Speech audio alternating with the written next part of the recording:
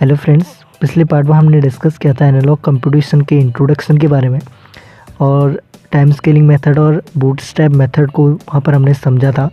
Time scaling की ज़रूरत हमें क्यों पड़ी, क्योंकि जो हमारी इनपुट फ्रीक्वेंसी थी अगर किसी टाइम पर हाई हो तो हमारा जो एनालॉग कंप्यूटर है वो एक फिजिकल सिस्टम है जिसकी सर्टेन लिमिटेशन होगी। जो एनालॉग कंप्यूटर या कंप्यूटिंग मॉड्यूल है वो -10 वोल्ट टू +10 वोल्ट की रेंज में प्रॉपरली एक्यूरेटली वर्क करता है। तो हाई फ्रिक्वेंसी के लिए हमें फ्रिक्वेंसी को स्केल करना पड़ेगा, क्योंकि जो फ्रिक्वेंसी होती है वो डायरेक्टली रिलेट करते हैं टाइम से F=1/t। तो इस पार्ट में हम डिस्कस करेंगे एनालॉग कंप्यूटेशन की अनदर जो टेक्निक है एम्पलीट्यूड स्केलिंग, और उसके कुछ एग्जांपल हम लेंगे। तो शुरू करते हैं। हमारा जो आज का टॉपिक है एम्पलीट्यूड स्केलिंग। तो शुरू करते हैं फ्रेंड्स हमारे पहले एग्जांपल के साथ। हमारे पास कोई फंक्शन गिवन है f(t) y=25 sin 2t + π/3। सबसे पहले इस फंक्शन को हमें लीनियर डिफरेंशियल इक्वेशन में कन्वर्ट करना है। तो उसके लिए हम इसको दो बार डिफरेंशिएट करेंगे। del y/del t = 50 cos 2t + π/3। Again differentiate करेंगे del2y/del t² = -100 sin 2t + π/3। इसको y की सहायता से इसको सिंप्लीफाई करके जो हमारी जो मेन इक्वेशन बन जाती है del2y/del t² + 4y = 0। अब हमें इन डिफरेंशियल इक्वेशन की इनिशियल कंडीशन को फाइंड करना है। तो इनिशियल कंडीशन को हम t की वैल्यू 0 पुट करके इजीली फाइंड कर सकते हैं। तो y0 हमारे पास निकल के आता है 25√3/2 = 21.65। सिमिलरली जो y'0 initial condition of del y/del t हमारे पास 25 निकल के आता है। अब हमें इसको बूटस्ट्रैप मेथड की सहायता से इसको प्लॉट करना है। तो सबसे पहले हमें ये आइडेंटिफाई करना पड़ेगा कि हमें यहाँ पर कितने इंटीग्रेटर की आवश्यकता पड़ने वाली है। सबसे पहले ये दिखाएंगे कि हम del2y/del t² कितनी पावर तक रिड्यूस हो रहा है। यहाँ पर del2y/del t² की 2 पावर रिड्यूस हो रही है। जैसे del² है यहाँ पर, उसके बाद del y/del t, उसके बाद y मिल जा रहा है हमें, यानी 2 इंटीग्रेटर की यहाँ पर हमें आवश्यकता पड़ने वाली है। तो हमने पहला इंटीग्रेटर यहाँ पर ले लिया है। इसके इनपुट में देंगे del2y/del t²। तो हमें आउटपुट में मिलेगा -y. अब साथ में इसकी इनिशियल कंडीशन को भी हम यहाँ पर अप्लाई करेंगे। जो इनिशियल कंडीशन थी हमारे पास y' की जो इनिशियल कंडीशन थी वो थी 25। अब जो यहाँ पर हमने 2.5 लिया है वो स्केल कम लिया है, क्योंकि यहाँ पर जो स्केल यूज़ करते हैं हम उस 10 के मल्टीपल में यूज़ करते हैं, क्योंकि जो वोल्टेज की लिमिटेशन होती है वो -10 वोल्ट टू +10 वोल्ट होती है। तो यहाँ पर हमने इसको +10 वोल्ट से मल्टीप्लाई किया है, क्योंकि जो जब ये इनिशियल कंडीशन पास करेगी इस इन्वर्टर से तो इसका साइन भी नेगेटिव हो जाएगा। तो इसको मैच करने के लिए इसको +10 वोल्ट से मल्टीप्लाई किया, क्योंकि माइनस माइनस प्लस माइनस ये साइन और ये साइन मैच करना चाहिए। अब जो ये आउटपुट हमें मिल चुका है इसको हम दूसरे इन्वर्टर के इनपुट में देंगे तो हमें y मिलेगा, क्योंकि -y' यहाँ से y हमें मिल जाएगा। और इसकी जो इनिशियल कंडीशन है y की वो थी 2.165। यहाँ पर हमने -10 वोल्ट से इसको मल्टीप्लाई कर दिया है। जो इनिशियल कंडीशन थी हमारे पास y की 21.65, हमने इसको 2.165 लिखा है यहाँ पर विथ मल्टीप्लाई ऑफ -10 वोल्ट। अब यहाँ पर हमने -10 वोल्ट से मल्टीप्लाई क्यों किया, क्योंकि यहाँ पर हमारे पास पॉजिटिव चाहिए हमको, क्योंकि जब ये इनिशियल कंडीशन यहाँ से जाएगी तो इसका साइन हो जाएगा नेगेटिव। और यहाँ पर हमने माइनस से मल्टीप्लाई किया, माइनस माइनस प्लस ये साइन और ये साइन मैच होना चाहिए। तो हमारे पास जो आउटपुट निकल के आता है वो आता है y। अब इसके साथ हमारे पास एक कोफिशिएंट भी है 4, तो हमें इसको मल्टीप्लायर से इसको मल्टीप्लाई करना पड़ेगा। यानी 0.4 को हमने 10 मल्टीप्लायर से इसको मल्टीप्लाई किया, तो हमारे पास जो फाइनल आउटपुट आ जाता है वो -4y। अब इस आउटपुट को हम स्टेप कर देंगे इनपुट से। तो ये हमारी बूटस्ट्रैप मेथड से हमने इसको सॉल्व कर लिया है। लेकिन इस कंडीशन में जो हमारा एनालॉग कंप्यूटर है वो प्रॉपरली एक्यूरेटली वर्क नहीं करेगा, क्योंकि जो हमारी जो इनिशियल कंडीशन आ रही थी वो लाई कर रही थी 21.65 और 25।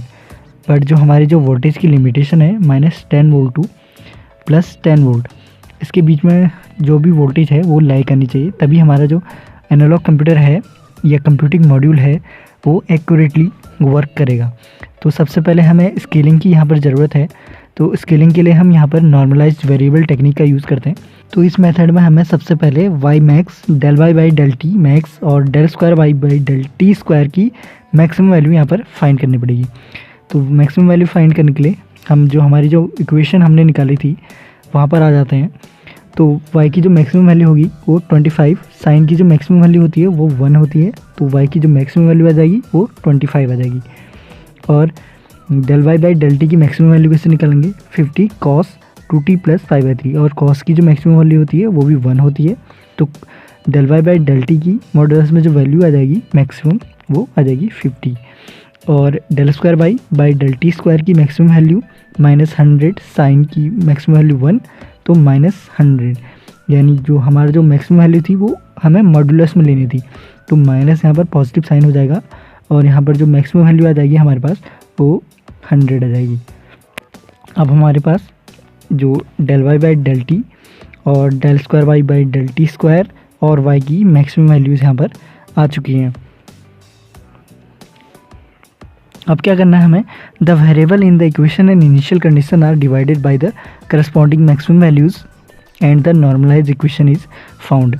अब हमें जो भी ये मैक्सिमम वैल्यूज़ हमें मिली हैं इसको हमें करस्पॉन्डिंग जो इक्वेशन है हमारे पास del square y by del t square plus 4y equal to 0, इसकी करस्पॉन्डिंग मैक्सिमम वैल्यूज़ से इन टर्म्स को मल्टीप्लाई और डिवाइड करना है। तो आगे देखते हैं हम। तो हमने डिवाइड करने के बाद जो हमारी इक्वेशन बन जाती है 100 del square y by del t square divided by 100 plus 4y by 25 into 25 equal to 0। ये हमारी जो इक्वेशन है यहाँ पर हमने इसकी मैक्सिमम वैल्यूज से इसको मल्टीप्लाई और डिवाइड किया है, जो हमारी सेकेंड ऑर्डर की लीनियर डिफरेंशियल इक्वेशन हमें मिल चुकी थी। अब ये स्केल्ड हो चुकी है प्रॉपर्ली। अब हमें यहाँ पर इनिशियल कंडीशन को भी स्केल करना पड़ेगा, तो इनिशियल कंडीशन को भी हम उसी प्रकार से स्केल कर लेंगे। तो इनिशियल कंडीशन को स्केल करने के लिए हम y0 डिवाइडेड बाई 50, जो y की जो मैक्सिमम वैल्यू से उसको डिवाइड कर दिया, तो 21.65 divided by 25 is equal to 0.86। Similarly del y by del t की जो इनिशियल कंडीशन थी उसको उसकी करस्पॉन्डिंग मैक्सिमम वैल्यू से इसको डिवाइड कर दिया, तो हमारे पास निकल के आता है del y by del t at 0 divided by 50 is equal to 25 by 50 is equal to 0.5। अब जो हमारे पास ये जो वैल्यूज़ आ गई वो प्रॉपर्ली स्केल्ड अप हो चुकी हैं। ये लाई कर रही हैं -10 वोल्ट टू +10 वोल्ट की रेंज में, तो हमने इसको प्रॉपर्ली स्केल कर दिया है with help of normalised variable technique. This is amplitude modulation. अब हम इसको बूटस्ट्रैप मेथड की सहायता से इसको अब जो ये फंक्शन दोबारा से हमें प्राप्त हो चुके हैं इसको हम दोबारा से प्लॉटर में इसको प्लॉट करेंगे। अब इस स्टेप में हम जितनी भी वैल्यूज़ लेंगे, चाहे वो इनपुट की वैल्यू हो या इनिशियल कंडीशन की वैल्यू हो, वो हम सब स्केल्ड वैल्यूज़ लेंगे जो हमने अभी कैलकुलेट की है। और एक टर्म और आ जाएगा यहाँ पर, जो यहाँ पर हम रेशियो भी लेंगे मैक्सिमम वैल्यूज़ का।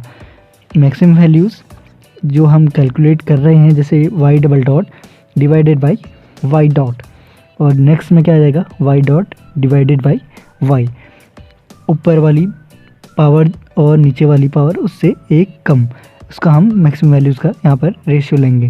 और जो अदर रिमेनिंग जो टर्म्स होंगे वो उसको हम एज इट इज जो बूटस्ट्रैप मेथड में करते आ रहे हैं वैसे ही हम इसको कैलकुलेट करेंगे। तो हमने जैसे यहाँ पर इनपुट में दिया del square y by del t square divided by 100 and maximum values का रेशियो 100 बाई 50, इसको इनपुट में दिया इंटीग्रेटर के, और यहाँ पर हमने इनिशियल कंडीशन अप्लाई की 0.5 मल्टीप्लाई किया 1 वोल्ट से। यहाँ पर ये नेगेटिव साइन, ये positive sign, minus plus minus, और यहाँ पर भी माइनस, ये साइन और ये साइन मैच करना चाहिए। और उसके बाद जो हमारे पास आउटपुट निकल के आता है -y डॉट डिवाइडेड बाई 50, ये हमारे स्केल्ड वैल्यू है। और जो मैक्सिमम वैल्यूज़ का रेशियो आ जाएगा यहाँ पर 50 डिवाइडेड बाई 25, यानी y dot maximum value divided by y की मैक्सिमम वैल्यू। इसको हम जैसे ही सेकेंड इंटीग्रेटर के इनपुट में देंगे तो हमारे पास आउटपुट निकल के आ जाएगा। और सेकेंड इंटीग्रेटर की जो इनिशियल कंडीशन थी हमारे पास 0.86, इसको हमने मल्टीप्लाई किया है -1 वोल्ट से, क्योंकि यहाँ पर हमारे पास पॉजिटिव वैल्यू आएगी और यहाँ पर ये नेगेटिव वैल्यू है। इंटीग्रेटर से जब पास करेंगे तो इसको ये नेगेटिव वैल्यू देगा, और हमने इसको माइनस से मल्टीप्लाई किया तो minus minus plus, overall sign is plus. अब हम इस फाइनल आउटपुट को स्टेप कर देंगे इनिशियल इनपुट पे, तो ये बूटस्ट्रैप की सहायता से हमारा स्केल्ड वैल्यू प्रॉपरली कैलकुलेट हो चुका है। अब हम देखते हैं कि जो हमारी वोल्टेज रेंज आ रही है आफ्टर स्केलिंग वो लाई कर रही है -10 वोल्ट टू +10 वोल्ट की रेंज में या नहीं। तो उसके लिए हम एक टेबल की सहायता से इसको देख लेते हैं। जो हमारी टेबल है y बाई 25 v या वोल्टेज रेफरेंस, यहाँ पर नॉर्मलाइज्ड आउटपुट। सबसे पहले जो हमारे पास इनिशियल कंडीशन में जो हमारी मैक्सिमम वैल्यूज़ थी वो थी 25 और -25। जो भी कंडीशन थी हमारे पास वो लाई कर रही थी -25 टू -25 की रेंज में।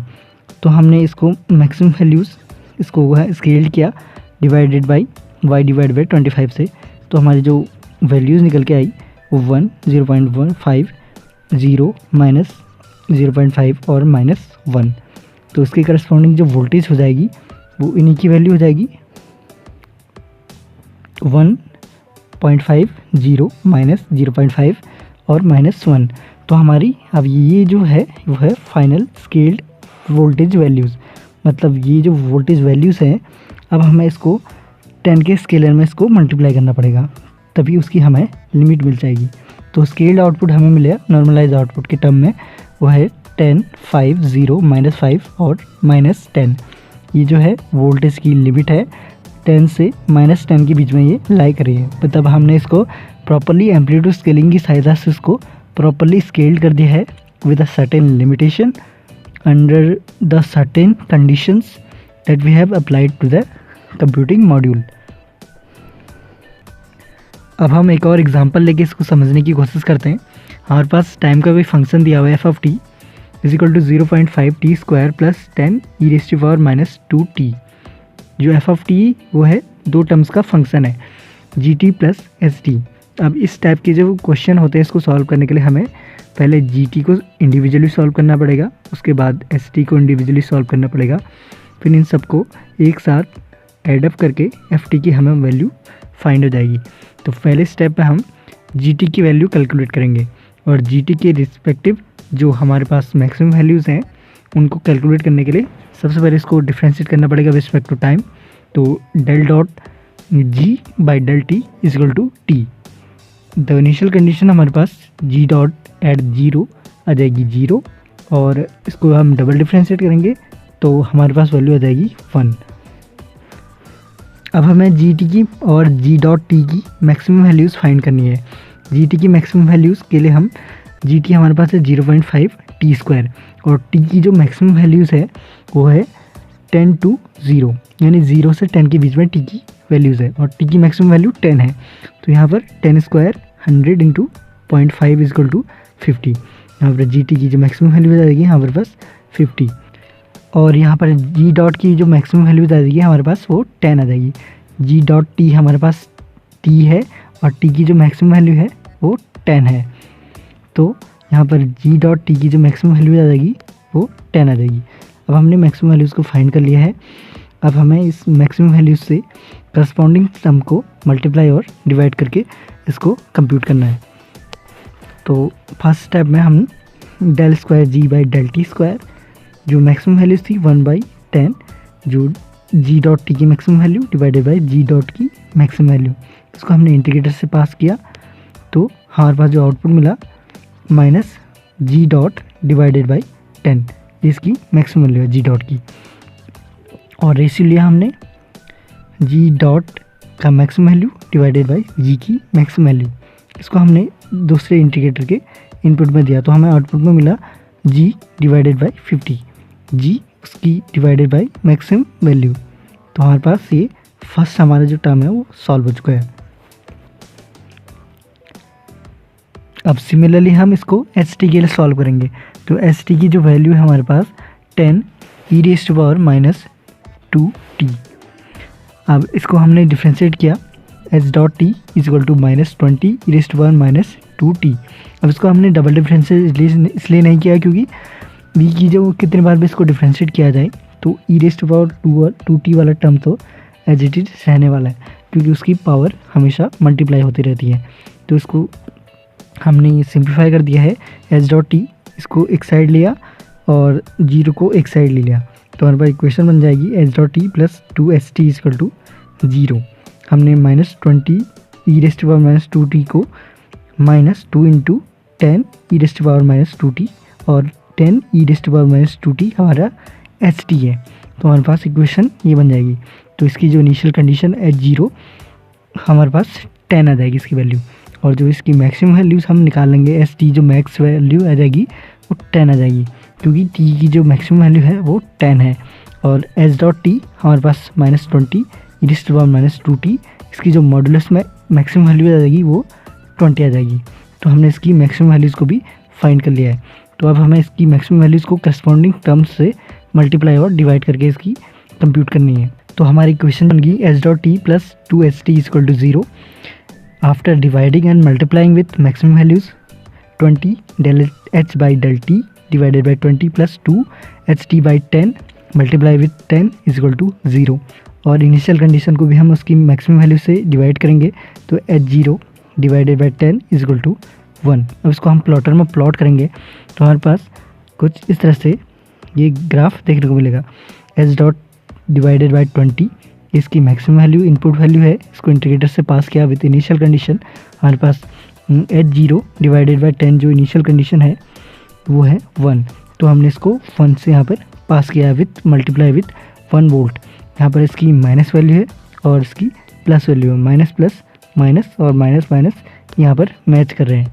तो ये हमारे सेकेंड स्टेप भी कंप्लीट होता है। अब हमने यहाँ पर GT और ST को इंडिविजुअली कैलकुलेट कर लिया है। अब हमें इसको दोनों को ऐड अप करना है, GT + HT, और जो हमारा जो फाइनल फंक्शन था FT उसकी जो वैल्यू है वो कैलकुलेट हो जाएगी। तो अब हमने GT और ST को तो स्केल कर लिया है। अब हमने जो फंक्शन है हमारा FT which is equal to GT + ST इसको भी स्केल करना है। तो इसके लिए हमने पहले FT की जो मैक्सिमम वैल्यू है उसको कैलकुलेट करना पड़ेगा। जो FT की जो मैक्सिमम वैल्यू होगी वो क्या होगी, FT max is equal to GT max + ST max। GT max की वैल्यू हमारे पास 50 और ST की मैक्सिमम वैल्यू है वो 10 है। तो ओवरऑल जो वैल्यू निकल के आती है हमारे पास वो आती है 60। तो इस मैक्सिमम वैल्यू से हमने जो इक्वेशन है हमारे पास FT = GT + ST इसको मल्टीप्लाई और डिवाइड करना है। तो after multiplying and dividing we get 60 into FT/60 is equal to GT/50 multiply with 50 plus HT divided by 10 into 10। यहाँ पर बस 60 जो है FT की मैक्सिमम वैल्यू है, GT की मैक्सिमम वैल्यू है 50 और ST की मैक्सिमम वैल्यू है 10। तो हमारे पास इसको सिंप्लीफाई करके जो इक्वेशन बन जाती है F divided by 60 is equal to 5/6 G/50 plus 1/6 H/10। अब जो हमारे जो इनपुट सिग्नल है वो प्रॉपरली स्केल्ड हो चुका है under the limitation which is voltage limitation -10 volt to +10 volt की रेंज में ये प्रॉपरली स्केल्ड हो चुका है। अब हम इसको प्लॉटर में प्लॉट करेंगे तो हमारे पास जो निकल के आता है फर्स्ट फंक्शन और प्लस सेकेंड फंक्शन को हमने ऐड अप कर देना है। ये हमारे पास फर्स्ट फंक्शन था और सेकेंड फंक्शन हमने इसको एडर में डाला, तो हमने यहाँ पर FT जो हमारा जो फाइनल इनपुट था उसको आउटपुट में यहाँ पर कन्वर्ट कर लिया है।